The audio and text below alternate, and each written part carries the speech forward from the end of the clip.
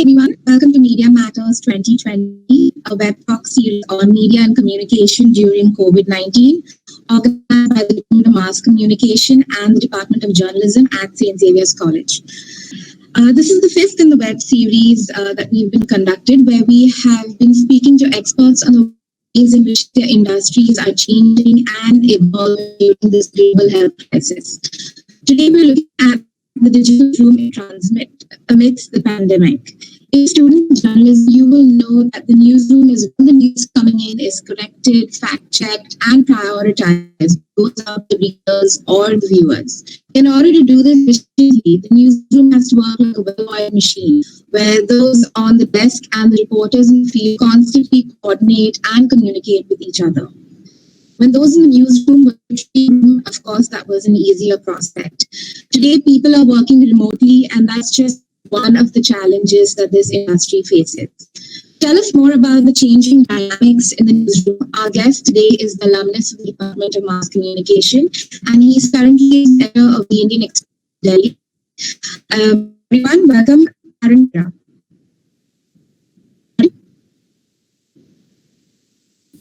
Hi, thank you so much, Angshu. It's great to be here back with my college and to talk about what we're going through, newsrooms across the country as well as across the world.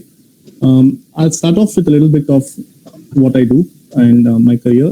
So I began my career at the Hindustan Times in Delhi with a bit of print. I first, for a few months, I was posted in Bhopal where we launched the indoor edition of the Hindustan Times. I also worked a bit for the Delhi edition. And then I moved on to the online, that is the website for the Hindustan Times, where we launched much of their social media.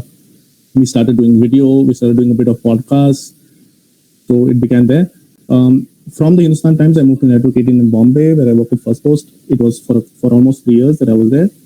Post that, I moved back to Delhi, where I am now for over 5 years with the Indian Express. At the Indian Express, my role primarily involves syncing the print team with the online team.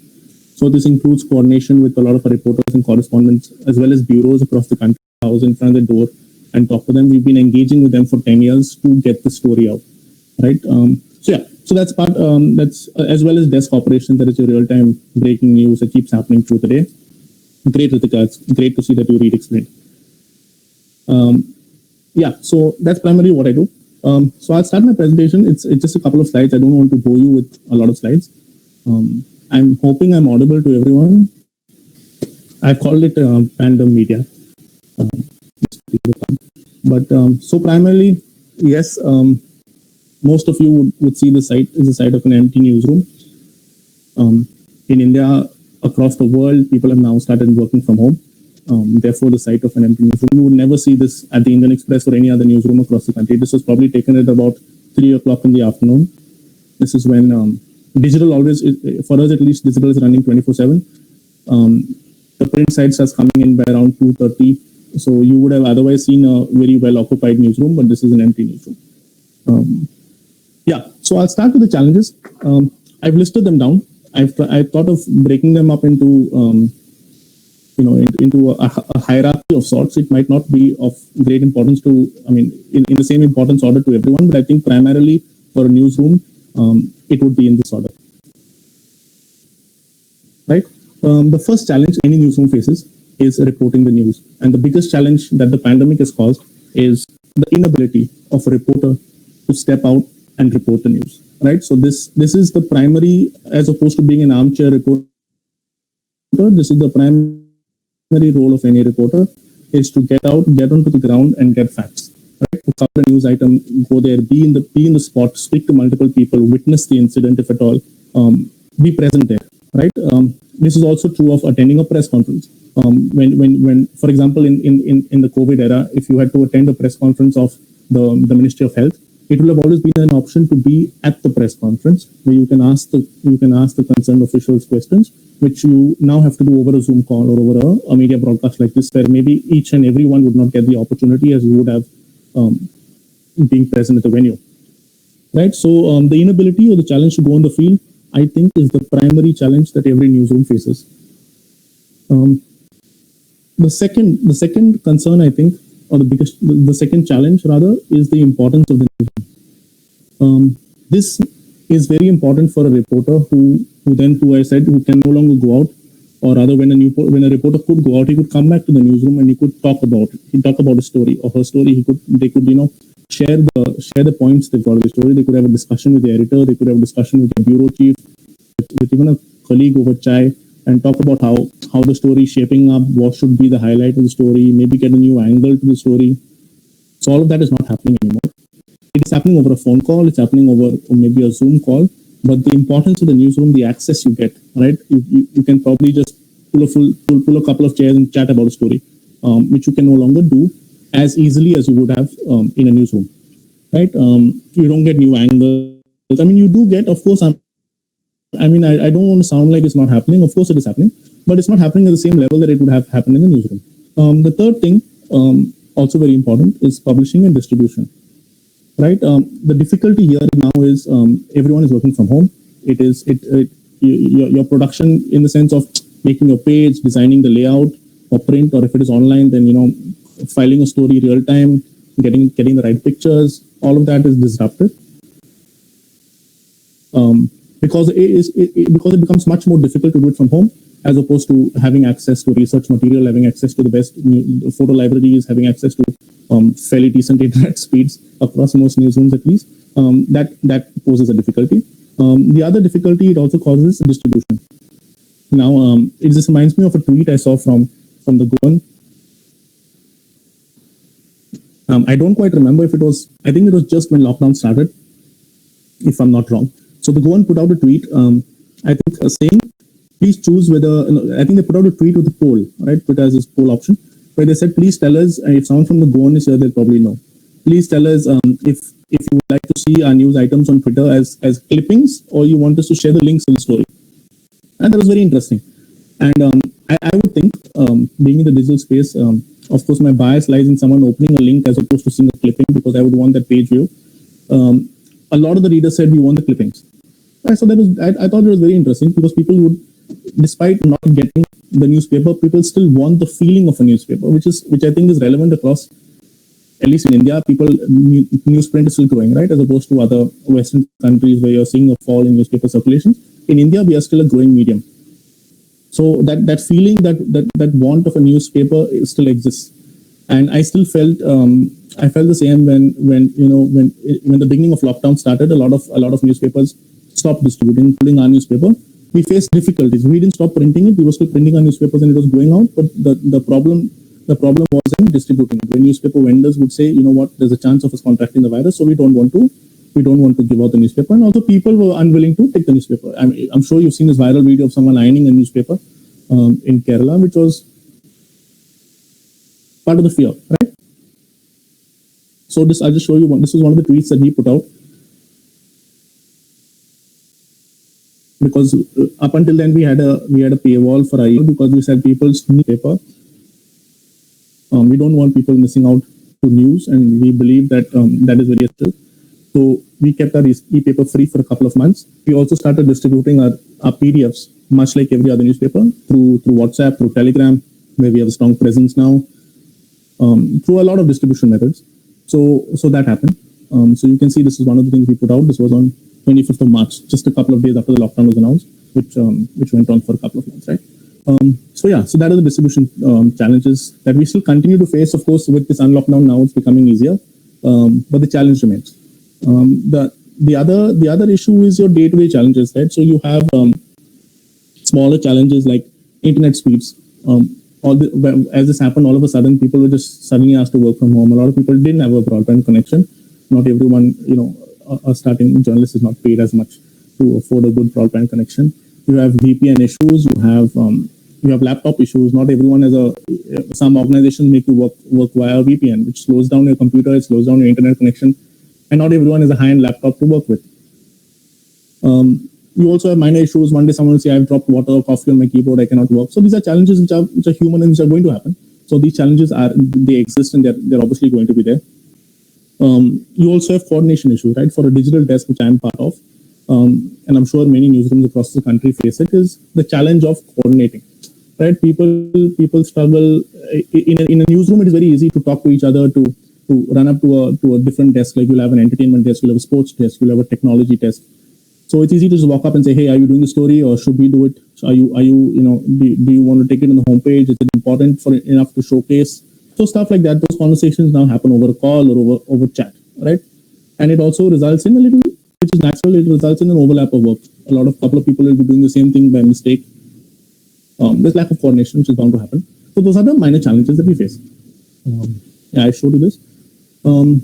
So this results rather in a process. So basically coming back, I think, let me take you back to the part where I was talking about how coronavirus has spread in a newsroom, in the sense for a newsroom to understand the COVID crisis, and it has suddenly resulted in everyone being locked down. It is not just for journalists who are facing this issue, right? It's spread across the country, it's spread across the world, it's spread across different industries, it's spread across everyone, and everyone is now getting messages on their phone, partly because they don't have access to news. People are spreading messages. WhatsApp is inundated with messages about the spread of coronavirus, the great symptoms, the medicines that every day someone is releasing, so stuff like that. So the bigger challenge now is for a newsroom is to gatekeep. If there are journalism students here, I'm sure they've studied this. It's basically how do you establish, how do you check whether a news alert is real or is it not? That is the first step, because you're living in a medium where everything is real time, where everything is a WhatsApp message, everything is a tweet, everything is a Facebook post or Instagram. How do you verify something, right? So that becomes the first challenge for a news reporter or for a journalist working on the desk, to check whether the news alert is real. Then you authenticate that news to verify whether what the person, if at all a statement has been, I'll give you an example. If at all a statement has been issued, whether it is real or not. So an example for this, I'll give you, it just happened yesterday. I'm sure many of you all must have read it. Patanjali, the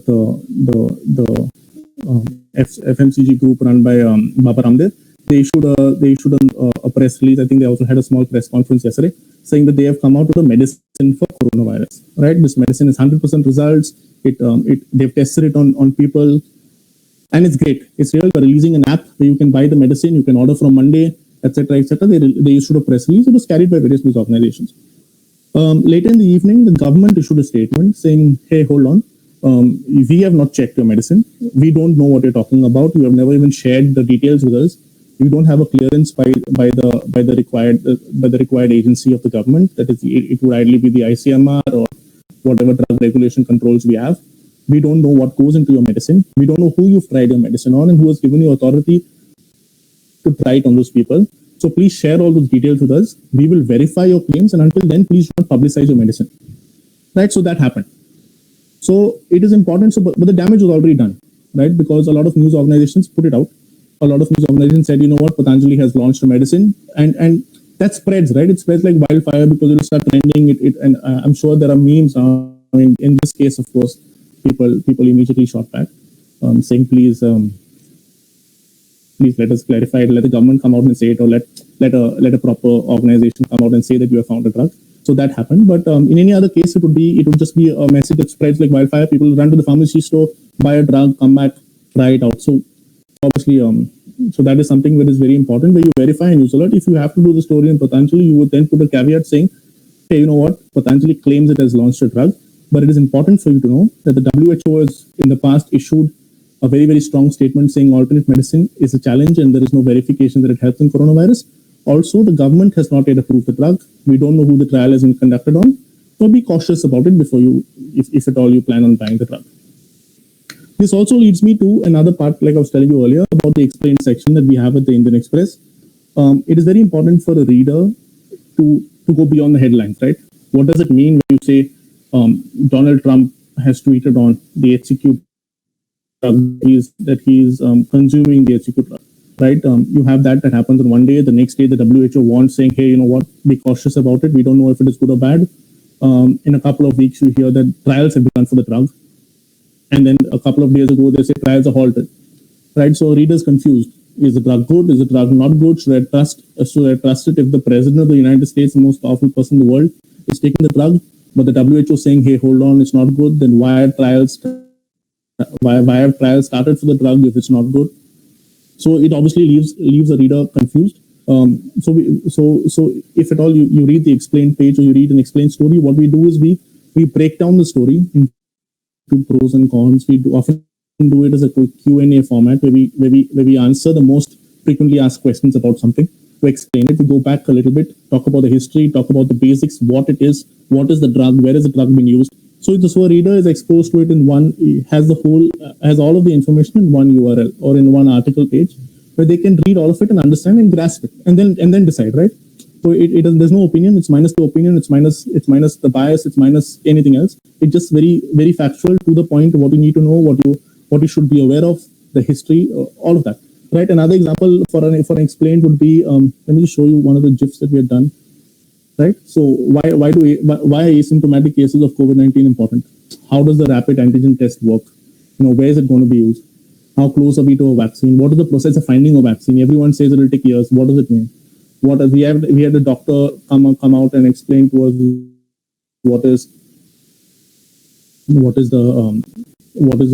sorry, I missed that. How important home quarantining is, and what are the best ways to home quarantine. So stuff like that. So a reader has all of it. And we did a lot over coronavirus. So if you do happen to go to the explain page, you will see a lot of that.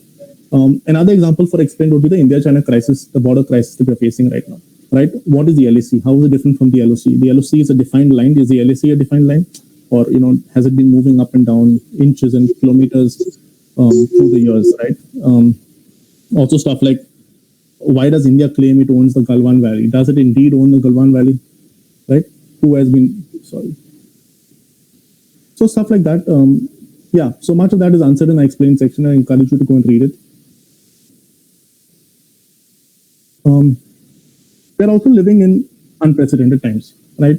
Because the virus, as I said before, it has happened suddenly. Much of it it hit us like a brick. Like I was told one day in advance that, okay, from tomorrow we're all going to start working from home. I thought maybe it'll last a few weeks, but it's run into months. I moved from Delhi to Goa because I thought it'll take much longer, right? Any newsroom has beats. If you're covering sports, you're covering health, you're covering entertainment, you're covering whatever. All of those beats have now resulted in, there's a layer above it of coronavirus, right? Everything is now linked to coronavirus. So you're talking about health, then you're talking about immunity, you're talking about sports, you're talking about how in cricket you can no longer lick the ball to shine it, right? So why the government, or why the WHO, or why organizations have said you cannot use spit to shine the ball. We're talking about entertainment. We'll talk about how the Bollywood industry has collapsed because now everyone is, how PVR and INOX are facing issues because everyone now wants to stream their films online, right? So obviously it's spread across. Everyone is now called the COVID-19 beat. Of course, things are changing. Of course, it has now started. They are in an unlockdown phase. Things are changing. Things are opening up. It will take a while. But this is also, through these last couple of months, we've also seen a surge in search. I'll show you some graphs from Google that I snipped last night. So right in April, these are numbers for April. The most trending question on coronavirus in April was, when the lockdown was imposed in India, this is India data, was, will lockdown extend after 3rd May? Right, that was, I think, the second phase of lockdown. When the government announced lockdown 2.0. So everyone wanted to know, is there going to be a 3.0 or not? Then at that point of time in April, we heard a lot about people asked us, what is plasma? Not what is plasma therapy. Then because in most of North India, and obviously the heat is really bad. Right, you hit 40 degrees. So obviously you're seeing that linked cases of coronavirus in India for the coronavirus disease. So the questions that came up in April, the disease, right? You can also see the search trends that happened last. So coronavirus news still exists. Then you had Favipiravir, that is the medicine that they claim, or the drug that they claim aids in coronavirus. Djokovic was declared that he was positive yesterday, so there was search for that. Just a second. Yeah. Interestingly, any corona positive cases near me. So perhaps people are looking for an app, or people are looking for like the BMC in Mumbai had put out a map of the city where there are coronavirus cases. So maybe the search would have then resulted in the BMC map popping up, or the other obvious cases using your app, the Arogya Setu app. These are trending questions for symptoms in April, right? The first obvious question was, what are the symptoms of coronavirus? Then you moved on to something like, is sneezing a symptom? What is a sore throat? a lot of people would, I mean, I faced it a couple of times where my throat was a little itchy, and I was like, hey, what is it? Is it COVID? Because I would not step out at all. I would only step out for groceries, but then that one place can also result in you contracting the virus, right? So is headache a symptom of corona? What is the type of? So stuff like that. You'll see the search for it this is April. I think this is past the last week. So you're seeing from 17 June till 23rd. 100 is the maximum the search has been. Yeah. So 100 is in terms of is the highest point it has ever been. So face masks, hand sanitizers, and hand washing. Hand washing has now dropped because I think the message of washing your hands has spread. Face masks and hand sanitizers. The search is also perhaps related to looking for hand sanitizer on online websites, buying a hand sanitizer, buying a face mask, as opposed to hand washing. That's why you're seeing it has a slightly more peak than hand washing. This is so basically coming back. This is how interest starting from 23rd of March when lockdown was announced till June 6th June. I think this will be till about 14th June or 15th June. The interest has fallen. Right, you're seeing that coronavirus interest has now come down. Coming back to so there's been a surge over the past couple of months, but we're now reaching a saturation point where people are now, it is also serving as a trigger for a lot of people because a lot of people have lost family members, people have suffered from the virus, people are scared of the virus, there are anxiety issues that people face. So that has also resulted in a trigger. So people perhaps want to stay away from it. It has also caused some amount of tiredness in people. People are fed up. People want to move on with their lives. People want to step out. All those who have been stuck at home during the lockdown, they're like, the virus is here. We have to live with the virus. Let us go on with our lives. Give us news beyond that. That's why you're seeing that fall in the graph. So what next? What happens next, right? What happens to journalists? What happens to the newsroom? How do we move on? So I think what has happened since the past couple of weeks is that one thing to remember, I think, is our photojournalists across newsrooms have been on the field from day one, and it is because of them, and of course reporters who have been doing their job, that we've been able to tell the story, and especially the stories of migrants who have been suffering through India. Right? Their stories have only come out because of the telling pictures that they are seeing on the front pages, on news websites, on TV channels. It's because of them, and because we could highlight that crisis, that something or the other was done for them. Right, as opposed to the government telling the Supreme Court, no, everyone has gone back home, it's all fine. Pictures and photos and videos have come out. So that is the importance of a photojournalist who's also a journalist, and it's very, very important for them to do their job. And I think they've done a tremendous job through these past few months. So a lot of reporters are now going back on the field because things have opened up. Industry has slowly started. Stories are moving beyond coronavirus, so that has happened. The challenge in returning to a newsroom is true because you're still going to face that small crisis where in case one person contracts the virus, then a part of the newsroom, if not the whole newsroom, is shut down for a day. You have to sanitize the newsroom. So you will again face a big challenge in production, suddenly returning home. So I think, especially for a digital newsroom, I think the process is going to take much more longer for people to get back because people are now finding it much more comfortable to work from home.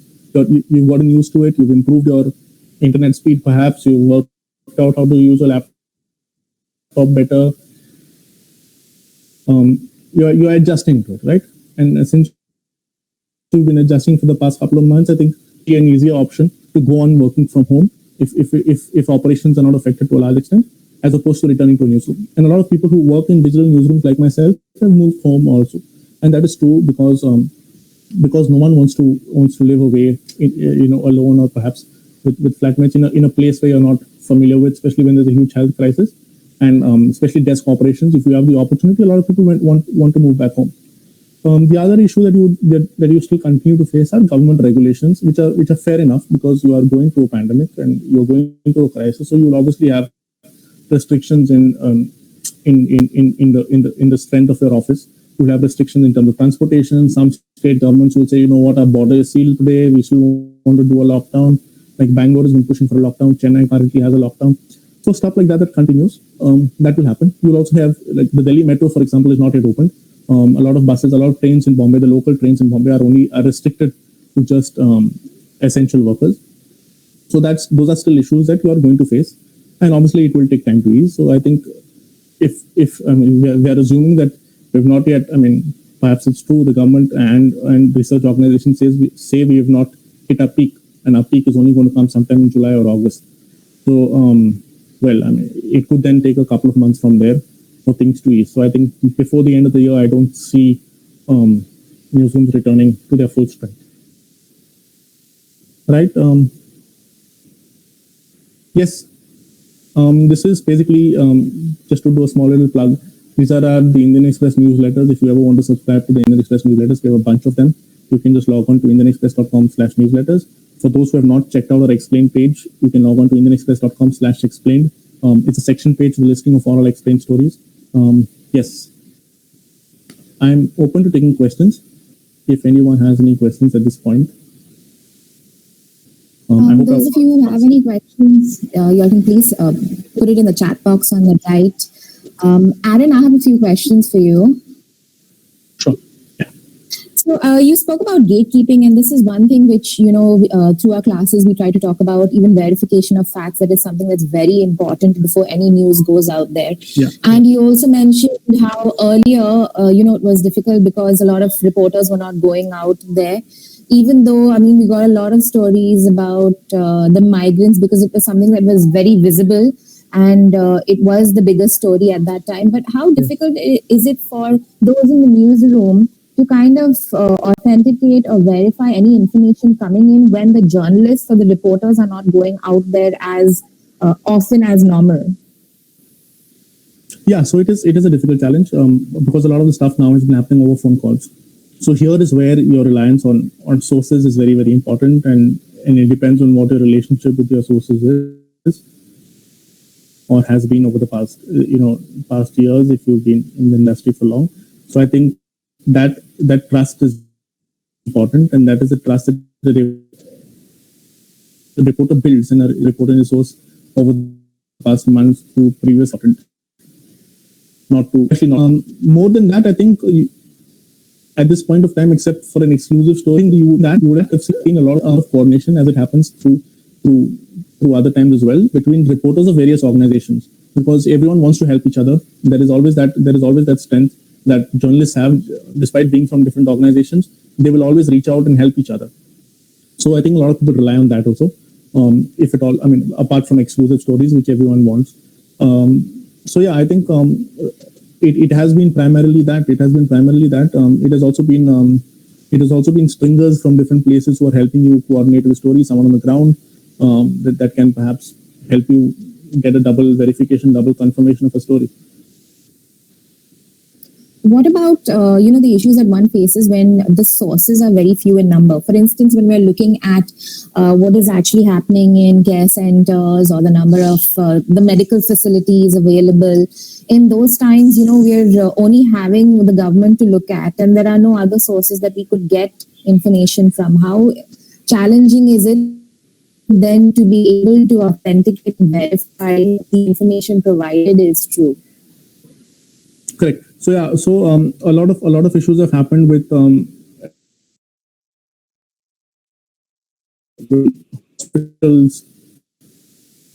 hospitals were overwhelmed with dead bodies. They didn't know what to do, and you had, funnily enough, politicians putting out videos saying, "Hey, look at this hospital. How many beds have dead patients on them, wrapped up in plastic bags, and you're keeping them right next to COVID patients, or you're keeping them right next to asymptomatic COVID patients, or family members of COVID members who may not have the virus." So then it became very important for us to verify the video. Right? We saw a lot of these videos from hospitals that people are sharing on social media. So the next question would be: is this really from that? It's obvious that it's coronavirus because you're seeing people wearing a mask. You're seeing, that hasn't happened in the past in India. So, or in this digital age where someone recorded on a phone. So you know that, okay, you know what, it is of this time, but you just need to verify if it is from the same hospital. You need to verify why the videos come out. Does the person who's put out the video have a motive? Right? So that is also very important. So that has obviously been a challenge, and a challenge that we've struggled to find, because the moment you pick up the phone and you call up the hospital authorities, they're obviously going to tell you, no, you know what, we'll issue a statement, or give us some time to verify the video, and then it'll take a week to verify the video, right? Or whatever. So then that becomes so. Interestingly enough, we've had a couple of our reporters in PPE kits in hospitals, right? They've managed to get in, and that is where that is what a reporter's job is, right? I mean, you have across the world, you have especially the New York Times, and I think the Economist also had done a couple of weeks ago, had done a very interesting story on how their journalists spent a month in a hospital, an embedded journalist, right? Spent a month in a hospital, just at their own risk, obviously, experiencing what frontline workers were going through. And I think they released a story a couple of weeks ago. Our reporters also did that. Our photographers did that. They were in PPE kits, spending time inside hospitals, understanding the story, getting first-hand information, experiencing it. So yeah, I mean, these are the challenges that we face. Of course, hospital authorities, government authorities are not going to be open with you. You've seen that happening in Bombay, where we had a huge, where they were not releasing the number of dead. And finally, it was because of the media. It was because people like number exposed that there has been a huge gap in the numbers that it finally came out. You saw that happening in Delhi as well, where the government India media bulletin on the number of cases was not releasing the correct number, right? So we did a story, we exposed that because we found a discrepancy in the numbers that they were putting out from. And then we looked at the government data and we saw that a huge mismatch was happening. And that's when we did the story. And then the day we did the story, the government came out with a press conference and said, hey, you know what, give us some time. We are going to correct the figure and we'll put it out. So that's primarily our job, which we have done. It's obviously a challenge, but we've managed to go through it so far. All right, now talking about other challenges, I mean, just like everybody else has been hit by this pandemic and people are losing jobs. I mean, even in the media industry or the print media has been hard hit, as you said earlier, where people didn't even want the newspapers. Delivery guys didn't want to touch them and give them out. And you spoke about how the PDFs also were going through various social media, and that y'all didn't, actually ask for a subscription. So how then does any print newspaper today, how do they generate revenue if it doesn't come through subscriptions or ads, which have obviously gone right now? Yeah, so I think a lot of newsrooms have been facing a crisis, and the crisis continues till date. It is a little better now because you're seeing a lot of. There was a time when a newspaper would not have a single ad through these past few months, but that has changed. A lot of companies, a lot of industries have started advertising. A lot of newspapers reduced the number of pages that they would do. They reduced the number of pages that they printed to obviously aid this. These are challenges every newsroom faces. I mean, this is an organizational challenge. It's an industrial challenge that people are going through, newsrooms are going through, and I think it's not just newsroom; it's every industry, right? You're seeing job cuts, you're seeing salary cuts across other organizations as well. It's not just the media industry that is facing it. FMCG is facing it. IT companies are facing it. So to say it is only the media industry that's facing it is a little unfair. But yeah, I think over the past few weeks we have seen an uptake. We have seen some green shoots. I think we are returning to some level of normalcy. But I don't know how long. So yeah. So obviously, news organizations are also relying on a lot of other mediums to get some form of revenue. This could be in the form of events. This could be in the form of webinars. It could be in various such methods. Now, fake news. This is the time when now social media, of course. Sorry, I'll just ask you one last question, then we can take the questions in the box. No problem. Yeah, sure. Okay. All right. So I just wanted to know about there are a lot of WhatsApp forwards and a lot of information that people take to be as true comes from what they see on WhatsApp. Yes. So how difficult or how challenging is it for a newspaper organization to counter what people believe to be true and present them with the news?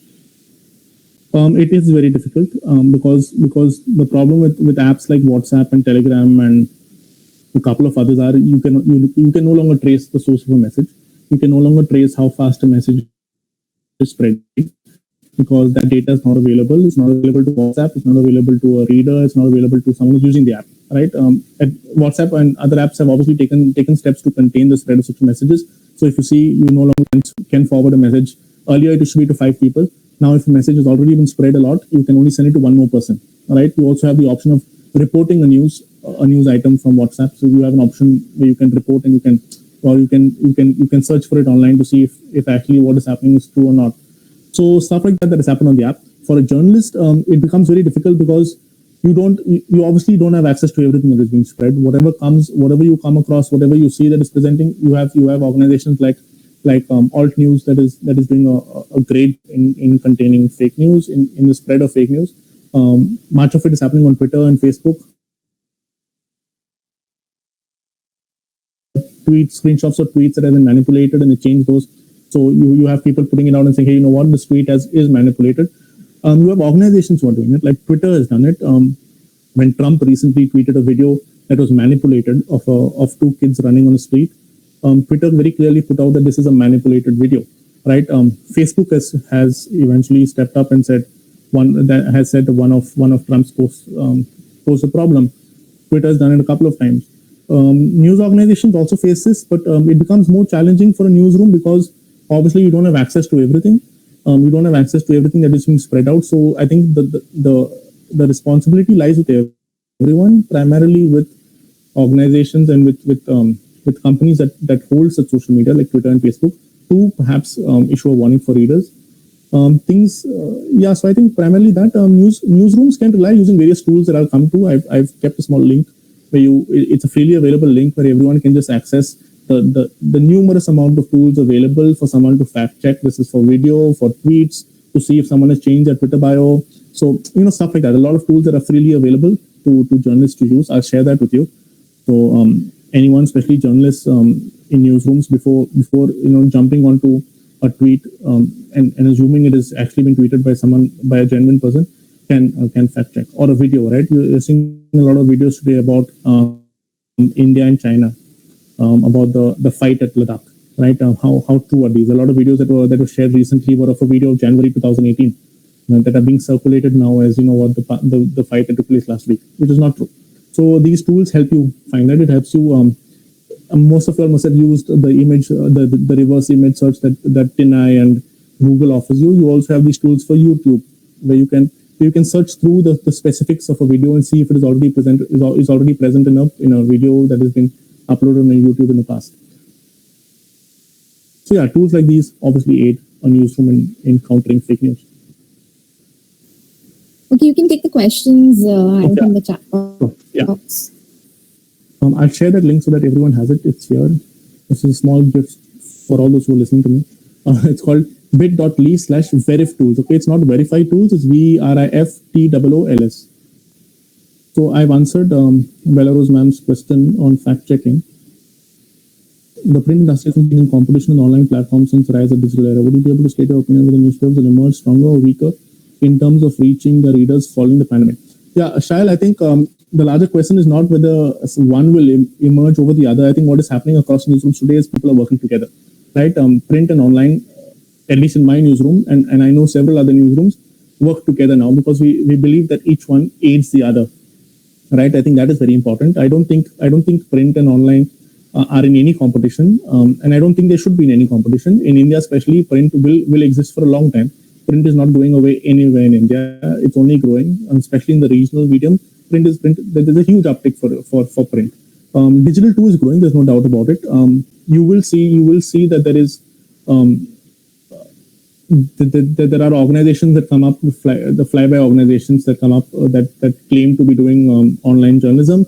A lot of them are. There's no doubt about it. A lot of them do armchair journalism. They're sitting in a newsroom, sitting in a newsroom and just typing out stories by relying on other news organizations and other reportage that comes in print. These will not last for too long, in my opinion, because they are basically curations. People went through that phase where they would want to be reading stuff like that because of clickbait headlines, because of interesting pictures. But I think that phase is now down. It's dying out. People want to go back to original reporting. People want in-depth analysis. People want domain knowledge. I think that is very important, and that primarily comes from print. It primarily comes from a reporter, right? A reporter who feel whether it's a digital reporter or a print reporter.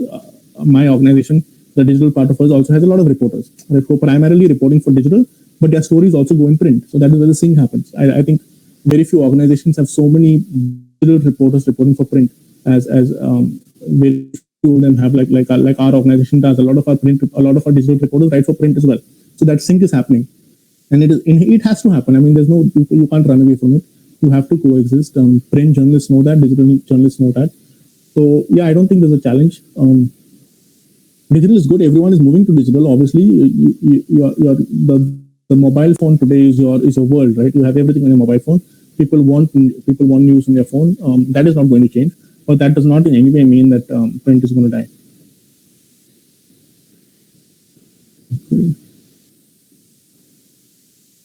I have, because I had to be a journalist. So Ritika asks this question: is the physical danger if I report something against powerful people? The salary increment prospects being relatively lower as compared to other media occupations like advertising. Ritika, the first question is, I don't think you need to worry about physical danger. I think the power of a journalist is to report the news as you see it, put out the facts. Don't worry about physical danger. I don't think that should be a concern at all. If you're a freelancer, there are so many freelancers in India who have done very powerful stories. An example would be, I don't know if you read the works of Neha Dixit.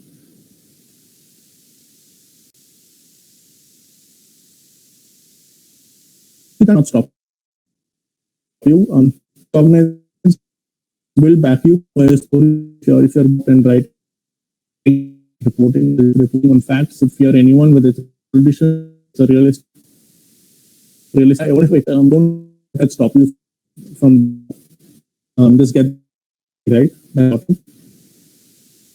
Second is salary processing relative as compared to other media occupations. Well, I think if you want to do journalism, money would not be your concern, right? That is true. I mean, what you're saying, I'm not even for a moment going to deny what it is. Yes, a lot of journalists in their starting years, in the first few years of journalism, will face a huge problem with pay. That is true across the industry, unless you're working for a big international media organization. But I think over the years it gets easier. It definitely gets easier. You obviously get a correction in pay. That is true. Yeah, of course you can't compare it to advertising. You can't compare it to these are corporate. I mean, these are corporate. It's a corporate industry where money flows, right? As opposed to journalism, which you primarily need a passion for, which is primarily passion driven, right? So if you are in the field, or if it's based on your passion, I think you should just go out and do it. The money comes. I don't think you should worry about the money. People are surviving. Journalists are alive today, so you don't need to worry about that. So don't make money your primary criteria. Give it some time. It will obviously take a couple of years. Ask any journalist in Goa today. After a couple of years, it gets easier. I hope so. What is the impact of the pandemic on the Indian Express in terms of layoffs? Is there any strategy to handle the layoffs differently? I honestly cannot answer this question. Newsrooms of the country are facing an issue. My organization is also facing an issue, much like every other organization. But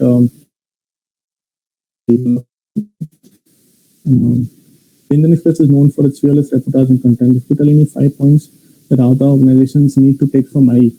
Dinesh, I think a lot of organizations have different strategies. The Indian Express is primarily a reporter-driven organization where we believe that our stories come from our reporter. It comes out because we are on the field. It comes out because we look at all sides of a story. We go out, we represent the truth, we represent what the facts are, irrespective of whether it's going to hurt someone or it's not going to hurt someone. That is our job, and that's what we do every day. I can't really give you 5 points that other organizations that should pick up from us. I think they should just do their job, and their job is telling a story, right? Without fear, without favor. That's what we've been doing, and I would urge every other organization to do the same. I think most of them are. Very few of them obviously scream, and that's why I've stopped watching television for a long time. But yeah, I think they can pick. I mean, there are no. I mean, the definition of journalism is one, right? I mean, and I think they should just stick to that. If you stick to that, then I think a lot of organizations will be on the right path. How can the public regain trust in media? Is there an unbiased central body to check the report? You have a toothless body that's called the Press Council of India. And very unfortunately, they don't have too many powers that they can do anything about.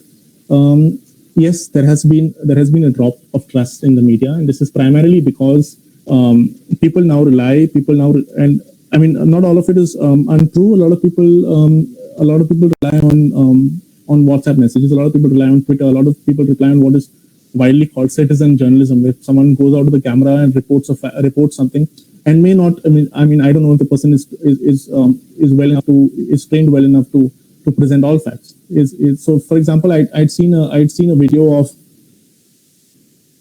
in Goa, I think it was Kalangut, I'm not sure, where someone holding a camera late at night outside a hotel and saying, "Hey, look, all these people have come from across the border and they're staying in this hotel.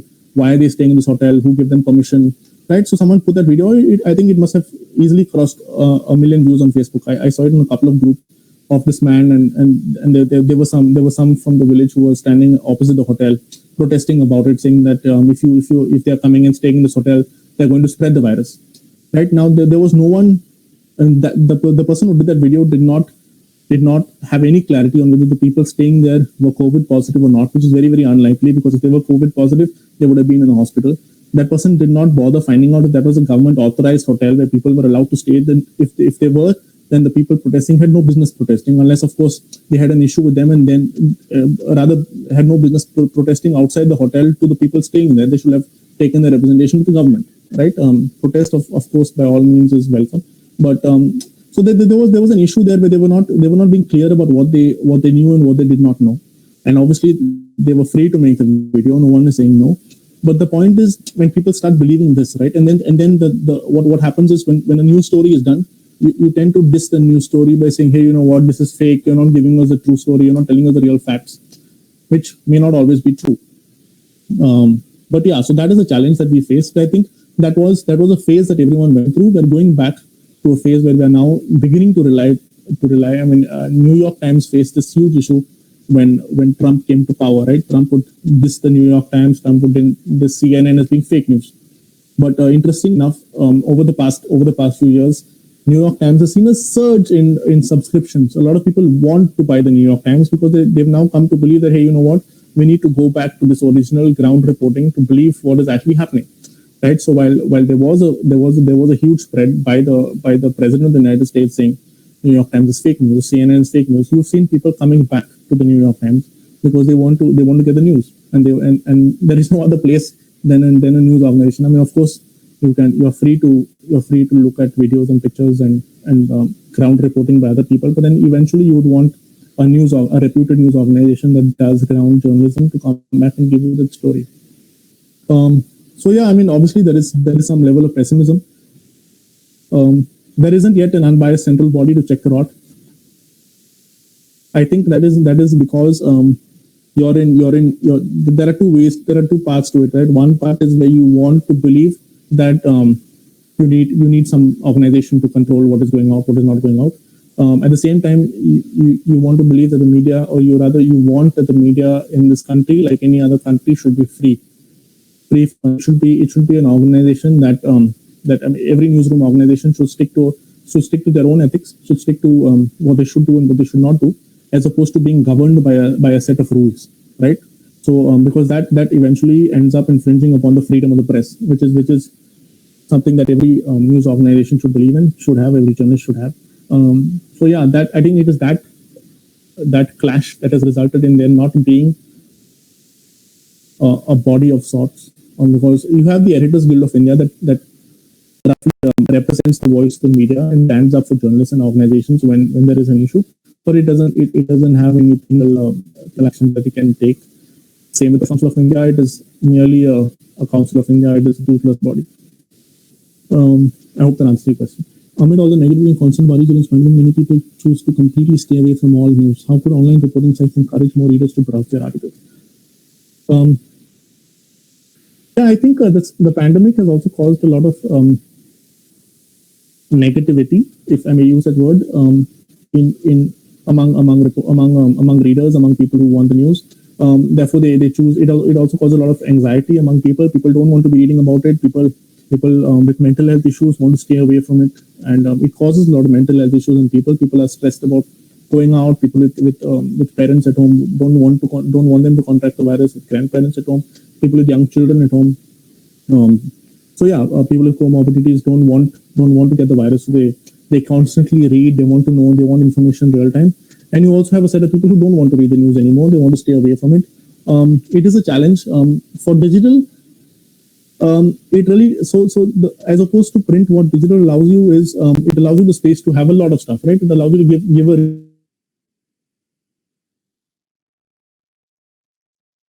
whether it's music, whether it's entertainment, whether it's a writer who's coming onto a website, it's style, it's culture, it's art, it's hardcore news, it's opinion, it's something like explain what we have. So you have an option of reading a lot of it. Getting a reader, getting someone to come and read will only depend on how well you're telling a story. It'll only depend on whether what you're doing is encouraging enough for someone to come back to basically in a digital term get a loyal reader. Right, the primary goal of any digital news website is to establish a relationship with your reader where you know he's going to come back to your website at least 2 or 3 times a week, if not daily. Right, a lot of readers come back to your website because they believe that what you're doing is way better off as compared to what a competitor does. So getting this reader back will only depend on how well you tell your story, how you're different. So a reader can to do a good job to get a reader to come back. How is the news industry during this pandemic? Are they showing the truth or the fake? It depends on what news organization you're watching, to be very honest. What are my views on other digital media outlets covering coronavirus pandemic? I think everyone is doing a fair job. Every news organization is doing. Obviously, there are going to be news websites. If they might not obviously be a news website, but they may claim to be a news website that does a lot of fake news. You will have social media accounts, you have Twitter accounts that spread stuff that might not be true. But again, that is for a reader to decide, and we believe a reader is intelligent enough to make that distinction between what is real and what is fake. And if not, you have websites that are like Boom Live, you have websites like Alt News that are doing a very good job in telling a reader what is true and what is not. From the revenue perspective, or if you could tell how newspapers, I think I answered that. How much difficulties have the news organizations come across when there was a lot of fake, wrong information? I answered that. New skills or things that you would recommend to young budding journalists and journalism students considering the new normal. So the link I shared shares a lot of tools with you. That is one. I would also encourage everyone to just keep reading. Read a lot. Don't give up on reading. I think that is very, very important. A lot of us tend to, now that we are in a digital world, we just look at our phone, we'll open an app, and there are a lot of apps that give you news items in a short bite. You'll read that and you think you have a summary. You do not. It is very, very important to read in-depth articles, read analysis, read opinions by people who are writing for news organizations, and read multiple newspapers. Don't just rely on one newspaper. I know that that's something we tend to do. We tend to have a favorite newspaper. We tend to when I was in college, every time I would go to the Kadamba bus stand in Panjim, I would buy the Gomantak Times. It used to be 2 rupees. It stopped now. So I remember that, right? Because I don't know if it is true or not. The newspaper had very few ads. I don't know if it was an ad problem, but I liked the way that newspaper did news at that point of time. I would pick up that newspaper and I'd go to college and I'd read it in the bus. But then I realized that if you really want to get an in-depth understanding of a lot of issues, you need to pick up a couple of newspapers. You need to understand what different perspectives are, and then you form your own opinion. So I think that is very important. It's very important to not stop reading. Please keep reading. Please keep understanding what you're talking about. And before you write anything, before you report on anything, I mean, I'm no expert. You have larger experts like Sandesh who are on this webinar.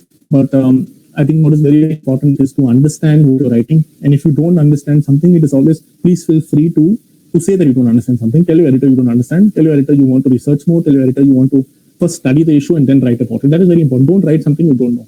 I think that is something we should always keep in mind. Understand the issue, gain a perspective on it, and then go ahead and write about it. What do organizations expect from freelance journalists? Do organizations encourage freelance journalists, especially in times?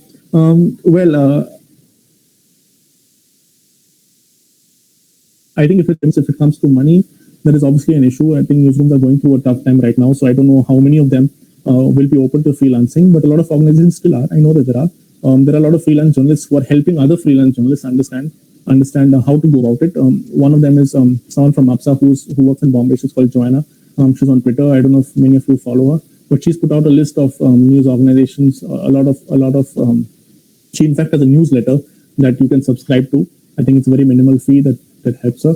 to understand how to go about freelancing, what are the tips, what are the best ways to get your payments in time. So a lot of that happens. So yeah, I think news organizations, of course, there are many news organizations who are going through a crisis right now and may not be open to freelancing at this point of time. But over a couple of months, it should resume. Anything else? Anyone else has any questions? Please feel free to ask.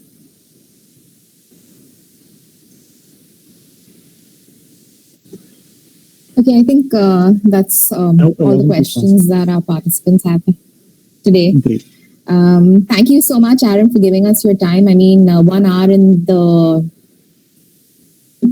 is a massive commitment. So thank you so much for shedding so much light on what is going on in the industry right now and the challenges that you spoke of, which all seem like, you know, they can be tackled with. So thank you so much again for giving us your time. Stay safe. Thank you. To all of you. For all Aaron, of you. Aaron, you were excellent. Thank you, sir. Oh. Aaron, excellent. I learned a lot from you. Thank you very much. Thank you, sir. Yeah.